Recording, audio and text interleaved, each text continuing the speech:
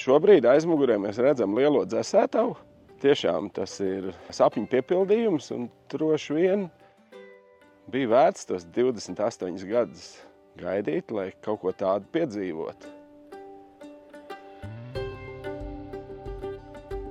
Ražošanas cehs būs administratīvais, kur darbiniekiem pārģērbties, kur ir skaista ēdnīca, kur var savus pusdienas uzsildīt. Būs dušas, kur pēc darba vasarā var nomazgāties. Tiešām būs skaisti un patīkami. Pirmais, ja mēs runājam par darbiniekiem, es viņus varēšu pieņemt patstāvīgā darbā. Tā ir problēma numur 1, kas tiks atrisināta, jo līdz šim mēs tomēr strādājām sezonāli. Tiek pieņemti darbinieki martā un novembra beigās mēs sakam paldies. Tā ir problēma numur 1, jo tai pavasarī tev atkal tā komanda ir jāsalās. Un tad jau no tās komandas kaut kāda daļa neatnāk. Es pilnīgi labi viņu saprotu. Viņi atnāk, viņi saka, jā, es atradu patstāvīgu darbu. Viņš ir apmācīts, viņš ir zinošs, viņš aiziet prom. Tātad tā būs numur 1 problēma atrisināt, un numur 2 ir, ka mēs spēsim saviem klientiem stādus iedot tieši tad, kad viņiem ir vajadzīgi, kad viņi ir gatavi stādīt, ir gatavi atbraukt pakaļ, nevis tad, kad mēs tiekam uz lauku un spējam viņus novākt, un tā ir katra pavasara lielākā sāpe.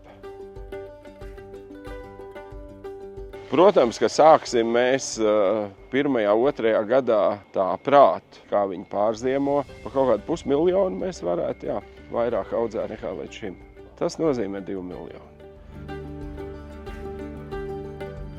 Tad, kad viena ziema nostrādās, tad es ticēšu. Tā būs. Pa pārējo visas pārliecināts, par pārējiem visam jāstrādā, bet tieši par to koku, kas ir nezināmie. Atklāti runājot, tā starp mums, es nezinu, vai tas koks valdīs par to dzesēšanas iekārtu, vai tā dzesēšanas iekārta par to koku. Viņi to teorijā ir izdomājuši, bet praksē nav. Parāda man dzesētavu no koka. Nav. Tāpēc mēs esam pirmie. Jācer, ka tikai Eiropā, kaut kur jau pasaulē ir kāda koka dzesētava.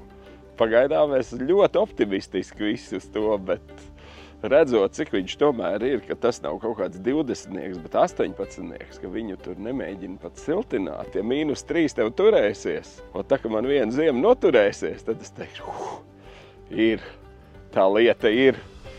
Šodien es nezinu. Protams, ka kokam jātic. Tāpēc jau mēs viņu 25 gadus audzējam to koku, ka mēs ticam viņam. Es pieļauju, ka visi brauks pie mums un skatīsies, ko mēs esam izdarījuši.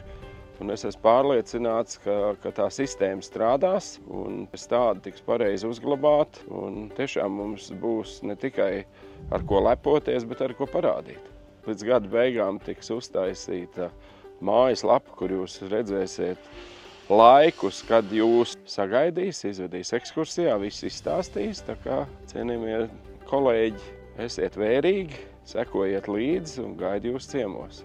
Starp citu, mēs varam iet uz lielo koku ēku. Celtnieki beidz darbu. Ejam!